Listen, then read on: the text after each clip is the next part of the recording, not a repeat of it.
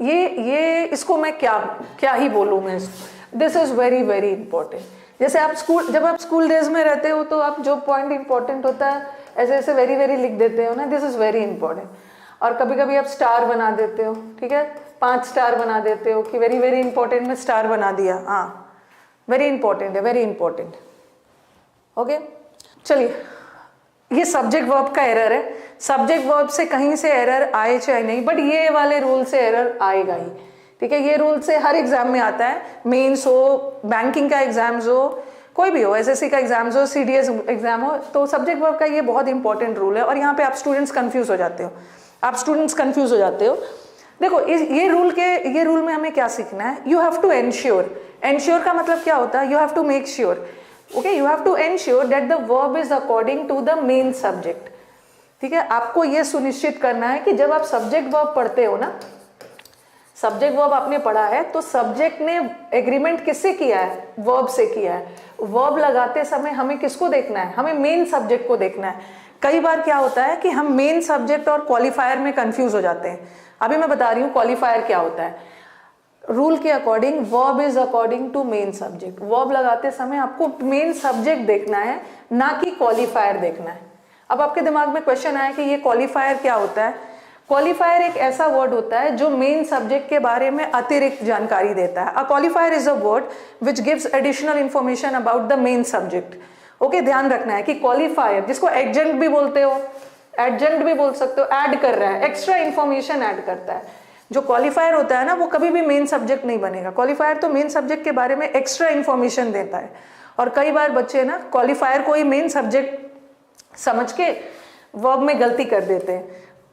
Examples के through और भी क्लियर हो जाएगा। तो बस याद रखना है कि वर्ब लगाते समय आप मेन सब्जेक्ट देखिएगा, क्वालिफायर को मत देखिएगा। पहला सेंटेंस देखो, the box of Nestle's chocolates is और आर मिसिंग। चलो बताओ, the box of Nestle's chocolates. तो आपको लगेगा कि इतने सारे चॉकलेट्स है ना, इतने सारे चॉकलेट्स है, तो आपको लगेगा आर लगा दिया जाए, लेकिन आंसर इज है, क्योंकि इस सेंटेंस का मेन सब्जेक्ट क्या है, मिसिंग क्या है, मिसिंग चॉकलेट्स नहीं है, मिसिंग तो चॉकलेट्स की बॉक्स है। इस सेंटेंस का मेन सब्जेक्ट है box, this is the main subject. किसकी बॉक्स? अब मेन सब्जेक्ट के बारे में एडिशनल जानकारी दी जा रही है, और मेन सब्जेक्ट के बारे में एडिशनल जानकारी देने वाले वर्ड को हम क्वालिफायर बोलते हैं। क्वालिफाई कर रहा है मेन सब्जेक्ट, क्वालिफायर हमेशा एडिशनल अतिरिक्त जानकारी देता है। किसकी बॉक्स? चॉकलेट्स की। तो आपको कंफ्यूज नहीं होना है, हमारा मेन सब्जेक्ट बॉक्स है, बॉक्स सिंगुलर है, और चॉकलेट्स तो क्वालिफायर है, क्वालिफायर प्लूरल है। हमारा क्वालिफायर सिंगुलर हो या प्लूरल हो, हमें उससे मतलब है ही नहीं, हमें तो मेन सब्जेक्ट देखना है। मेन सब्जेक्ट सिंगुलर है तो इज, बट यहाँ पे देखो मेन सब्जेक्ट प्लूरल है। अभी तो मैंने छोटा एग्जाम्पल दिया है, लेकिन फिर लेंदी एग्जाम्पल्स लिया है। बॉक्सेस, यहाँ पे चॉकलेट्स भी बहुत सारे हैं, बॉक्सेस भी बहुत सारे, तो आंसर इज यहाँ आर हो जाए, आर हो जाए।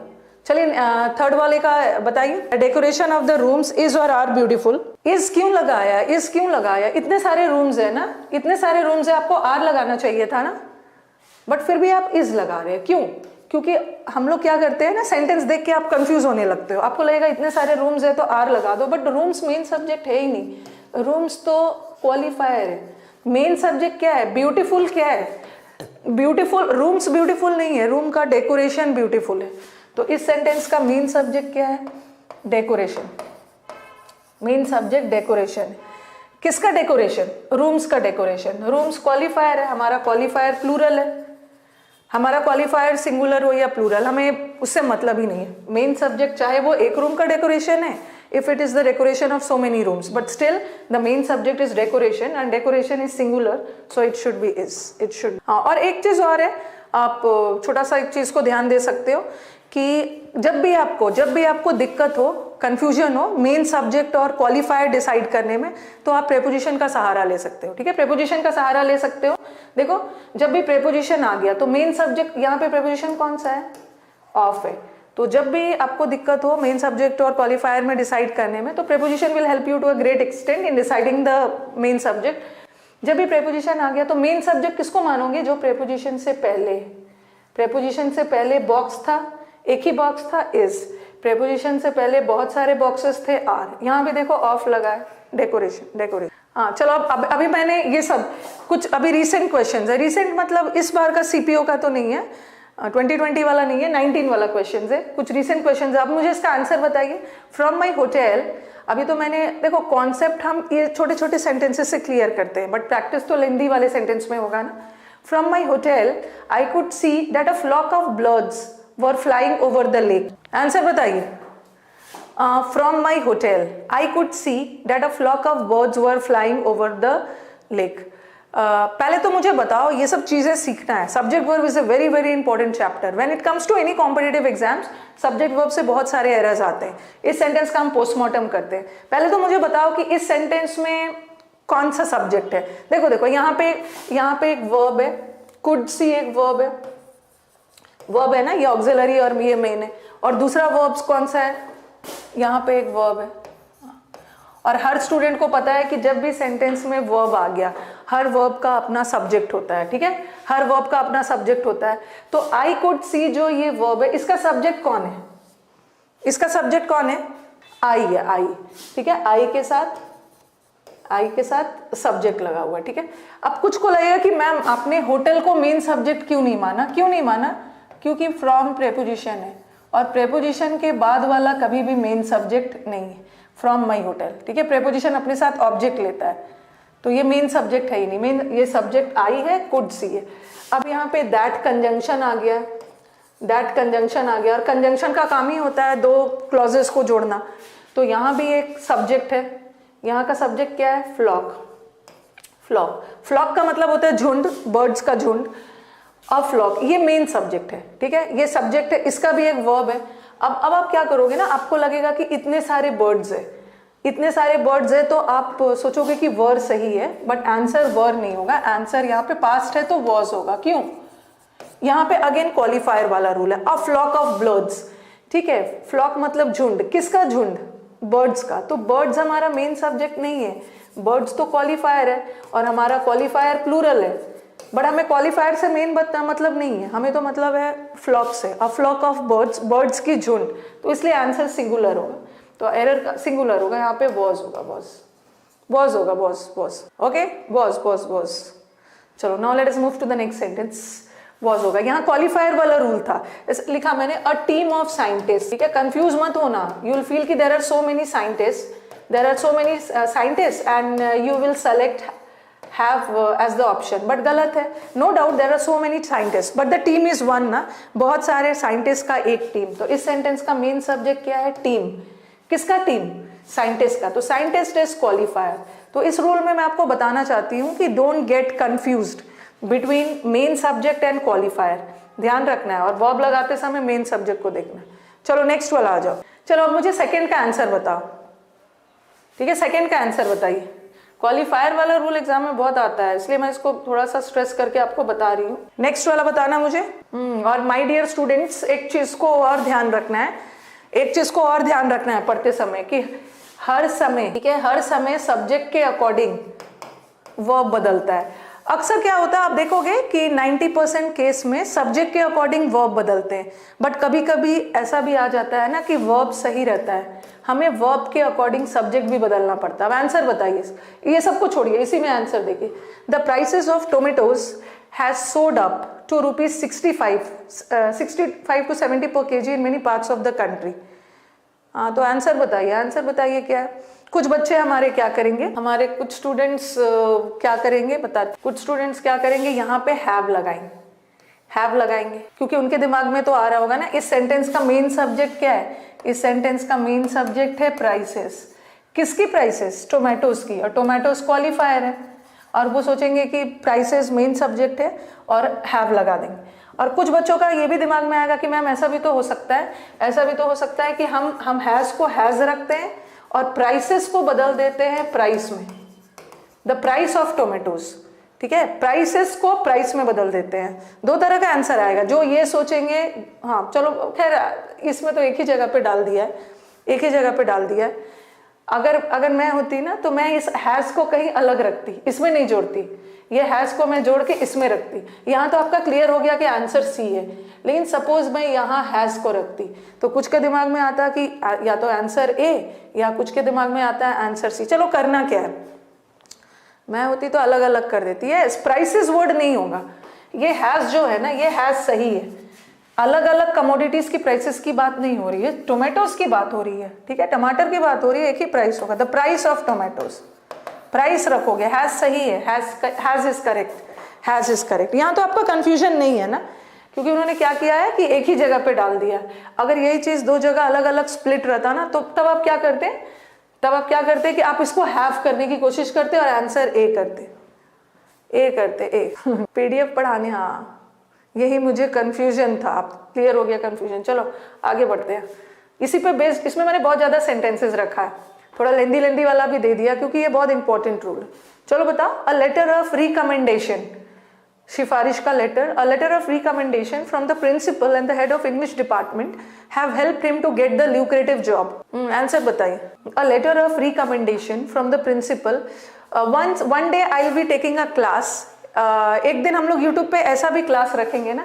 जनरली अभी तक आप सब्जेक्ट वर्ब में क्या पढ़ते आए हो कि सब्जेक्ट के अकॉर्डिंग वर्ब बदलता है, लेकिन हम लोग एक सेशन ऐसा भी रखेंगे जहां पे हमारा वर्ब सही होगा और हमारी मजबूरी है कि हमें अपना सब्जेक्ट बदलना हो, ठीक है। एक सेशन हम लोग इसी पे बेस करेंगे। A letter of recommendation from the principal and the, चलो देखो ये सब में एरर डिटेक्ट करना इसलिए इजी होता है ना क्योंकि आपको पता है कि मैम ने अभी ये रूल पढ़ाया, इसी पे बेस्ड सेंटेंस है, बट असली एसिड टेस्ट, असली टेस्टिंग तो आपकी होने वाली है जब आपका एरर मिक्स में आ जाए, मिसलेनियस आ जाए। अब हमारे स्टूडेंट्स बोल रहे हैं कि मैम यहाँ हैव नहीं होगा, हैज होगा, बट क्यों हैज होगा?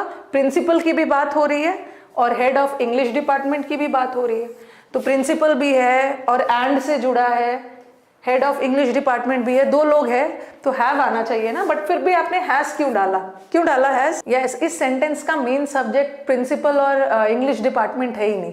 इस सेंटेंस का मेन सब्जेक्ट है क्या ने हेल्प किया है, हेल्प क्या ने किया है? जो प्रिंसिपल और हेड ऑफ डिपार्टमेंट के थ्रू जो लेटर मिला है उसने हेल्प किया है। तो इस सेंटेंस का मेन सब्जेक्ट है लेटर ऑफ रिकमेंडेशन, ये मेन सब्जेक्ट है। और लेटर रिकमेंडेशन सिंगुलर है इसलिए आपने हैज लगाया। देखो यहाँ प्रेपोजिशन आया, प्रेपोजिशन, यहाँ भी प्रेपोजिशन आया, तो मेन सब्जेक्ट किसको मानते हो? मेन सब्जेक्ट किसको मानोगे? जो प्रेपोजिशन से पहले है, लेटर है, एक ही लेटर की बात हो रही है। नेक्स्ट वाला, the latest global snapshot of student performance show decline in scores in the US and stagnant performance in science and reading। चलिए आंसर बताइए। यहाँ तो असली टेस्टिंग तो आपकी होती है, शोज होगा। द लेटेस्ट ग्लोबल स्नैपशॉट, इस सेंटेंस का मेन सब्जेक्ट है लेटेस्ट ग्लोबल स्नैपशॉट। किसका स्नैपशॉट? स्टूडेंट के परफॉर्मेंस का, ये तो क्वालिफायर हो गया। और मेन, हमें तो मेन सब्जेक्ट देखना है। स्नैपशॉट सिंगुलर है इसलिए हमारा वर्ब, वेरी गुड। तो ये वाला रूल को याद रखना है, ये रूल याद रखना है। वर्ब लगाते समय कंफ्यूज नहीं होना है, वर्ब लगाते समय आप क्वालिफायर और मेन सब्जेक्ट में बिल्कुल भी कंफ्यूज नहीं हो। नेक्स्ट, हाँ चलो, एक ये भी एरर आ जाता है एग्जाम्स में, फ्रैक्शन वाला भी एरर आ जाता है। 1/3 ऑफ द पिलर हैज और हैव रॉटेड अवे। देखो इंग्लिश में ऐसे तो कोई ट्रिक्स होता नहीं है, okay, and you people ask for tricks but there is no such tricks in English. ऐसा कोई ट्रिक्स होता नहीं। अभी मैंने आपको बताया कि जब भी सेंटेंस में प्रेपोजिशन आ गया ना, देखो हम टीचर्स आपको ट्रिक्स तो बता देते हैं बट कहाँ पे वो ट्रिक्स काम नहीं करता है वो भी बताना है। और इन अ नटशेल देखा जाए ना, ट्रिक्स वगैरह देखना ही नहीं है, आपको अच्छे से कॉन्सेप्ट समझ लेना है। अभी तो मैंने आपको बताया कि जब भी सेंटेंस में प्रेपोजिशन आ गया तो मेन सब्जेक्ट किसको मानोगे? जो प्रेपोजिशन से पहले है। लेकिन चलो पहले मुझे इसका आंसर बताओ। 1/3 ऑफ द पिलर हैज या हैव? यहाँ पे 1/3 ऑफ द पिलर हैज। अब मुझे बताओ कि आपने किसको देखकर हैज लगाया? आपने किसको देखा? अरे ये सब बातें नहीं करती, आप मेरे भगवान हो, आप, मैं इंसान हूँ। आपने, हाँ, जैसे कुछ बोल रहे हैं, गुलशन बोल रहे हैं हमने 1/3 को देखा, हमें 1/3 को देखना ही नहीं। यहाँ पे वो ट्रिक काम ही नहीं आएगा कि किसको देखना है, जो प्रेपोजिशन से पहले है, आपने हैज लगा दिया। और यहाँ भी तो आप बोलोगे कि मैम यहाँ भी तो प्रेपोजिशन से पहले 1/3 है तो यहाँ भी हैज लगना चाहिए, बट यहाँ आंसर हैव है। क्यों? ये सब ट्रिक वगैरह नहीं लगाना है, प्रेपोजिशन वाला ट्रिक देखना है। अब बस ध्यान रखो, इसमें हम 1/3 को, 2/3 को मेन सब्जेक्ट नहीं मान सकते हैं। क्यों? किसी भी फ्रैक्शन को, ठीक है, किसी भी फ्रैक्शन को, परसेंटेज को मेन सब्जेक्ट नहीं मान सकते हैं। क्यों? सबसे पहले एक दो चीजें आपको सीखनी है। इसको मैं मेन सब्जेक्ट इसलिए नहीं मान सकती ना इसको मैं मेन सब्जेक्ट इसलिए नहीं मान सकती हूँ, किसी भी वर्ड को सब्जेक्ट बनने के लिए क्या होना है, नाउन या प्रोनाउन। और और एक चीज याद रखना, कभी भी फ्रैक्शन और परसेंटेज मेन सब्जेक्ट होता ही नहीं है। मेन सब्जेक्ट होने के लिए उसको होल नंबर होगा, होल नंबर होना होगा, ठीक है, होल नंबर होना होगा, इसलिए मैं इसको मेन सब्जेक्ट मानूंगी भी नहीं। और मेन सब्जेक्ट होने के लिए नाउन या प्रोनाउन है, बट 1/3 नाउन या प्रोनाउन है ही नहीं। ये 1/3 क्या है, ये 1/3 क्या है, 1/3 का पार्ट ऑफ स्पीच क्या है, 1 और 3rd, इसका पार्ट ऑफ स्पीच क्या है, ये न्यूमरल एडजेक्टिव है, ठीक है, 1/3 एडजेक्टिव है, न्यूमरल एडजेक्टिव। और एडजेक्टिव तो मेन सब्जेक्ट होगा ही नहीं, मेन सब्जेक्ट होने के लिए तो नाउन या प्रोनाउन होना होगा, ठीक है। तो ये मेन सब्जेक्ट नहीं है, मेन सब्जेक्ट पिलर है, और एक ही पिलर है तो हैज, सपोज एक ही पिलर है और एक ही पिलर का 1/3, एक ही पिलर का 1/3 इज रेडी, ठीक है, पिलर तो एक ही है ना, एक ही पिलर का 1/3 इज रेडी, इसलिए हैज। और इसको सब्जेक्ट नहीं मान सकते हैं, कभी भी फ्रैक्शन और होल नंबर सब्जेक्ट नहीं होता है। और दूसरी, ये न्यूमरल एडजेक्टिव है, न्यूमरल एडजेक्टिव कभी भी सब्जेक्ट नहीं बनेगा, क्योंकि सब्जेक्ट होने के लिए नाउन। अब आ जाओ 1/3 of the pillars, 1/3 of the pillars, यहाँ भी हम 1/3 को मेन सब्जेक्ट नहीं मान सकते, यहाँ का मेन सब्जेक्ट पिलर्स है। ऊपर वाले सेंटेंस में एक ही पिलर का 1/3 रेडी था, और यहाँ पे बहुत सारे पिलर्स है और सारे पिलर्स का 1/3 ready, so this becomes hard. अब थर्ड वाला सेंटेंस, 7th वाला सेंटेंस बताइएगा, 7th वाला सेंटेंस या 7th सेंटेंस का आंसर बताना। अभी भी आंसर गलत आ रहा है बहुतों का, हैड तो ऑप्शन में दिया ही नहीं है।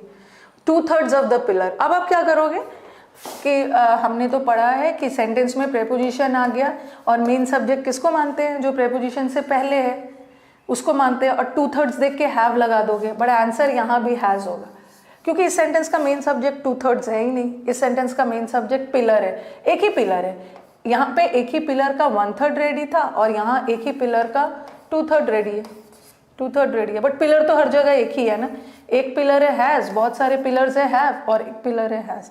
नेक्स्ट वाला बताओ, नेक्स्ट वाला में कहाँ पे एरर है, नेक्स्ट वाले में 2/3 of the pillar has rotted away. पहले तो मुझे बताओ कि क्या यहाँ पे हैज गलत है, अभी मैं इसको अच्छे से रब करके कर देती हूँ, ये क्वेश्चंस एग्जाम में आ जाता। पिलर को मेन सब्जेक्ट माना हैज, बहुत सारे पिलर्स है हैव, यहाँ भी एक ही पिलर है हैज, 2/3 ऑफ द पिलर। यहाँ पे कहाँ पे एरर है, अच्छा नो एरर है ना, एरर है इसमें, subject is correct, sorry verb correct है, वर्ब तो यहाँ पे सही है, वर्ब सही है क्योंकि एक ही पिलर है, हैज लगा। एरर कहीं और पे, एरर इसमें, एरर 1 में क्या एरर है, यस यस 2 के बाद हमें नहीं, नो एरर नहीं है, 2 के बाद हमेशा प्लूरल होगा, 2/3 नहीं होगा, 2/3। 2 के बाद कोई भी वर्ड आएगा ना, 1 के साथ 3rd लगाओगे, बट 2 के बाद कोई भी वर्ड आएगा प्लूरल रहेगा। Very good. नेक्स्ट वाला देखो, ये भी सीपीयू का है, okay, this is also of CPU. चलिए आंसर बताइए। 1/3 of us feels compelled to check our phones in the middle of the night. हम में से 1/3 लोग ना रात में उठ के अपना फोन चेक करते हैं, फील कंपेल्ड। चलिए आंसर बताइए। 1/3 ऑफ अस, 1/3, ये फील्स क्या है, ये फील, ये जो फील्स है ये सिंगुलर है, ठीक है, बट यहाँ पे आंसर फील होना चाहिए, फील प्लूरल है, ये वर्ब है, वर्ब में एस लग गया सिंगुलर, बट यहाँ हम 1/3 को मेन सब्जेक्ट मानेंगे ही, ठीक है, 1/3 मेन सब्जेक्ट होता ही नहीं है, यहाँ पे अस मेन सब्जेक्ट है, अस अस अस, और अस प्लूरल है तो वर्ब भी प्लूरल होगा, फील्स नहीं होगा फील होगा, ठीक है, फील्स नहीं होगा फील होगा, फील होगा।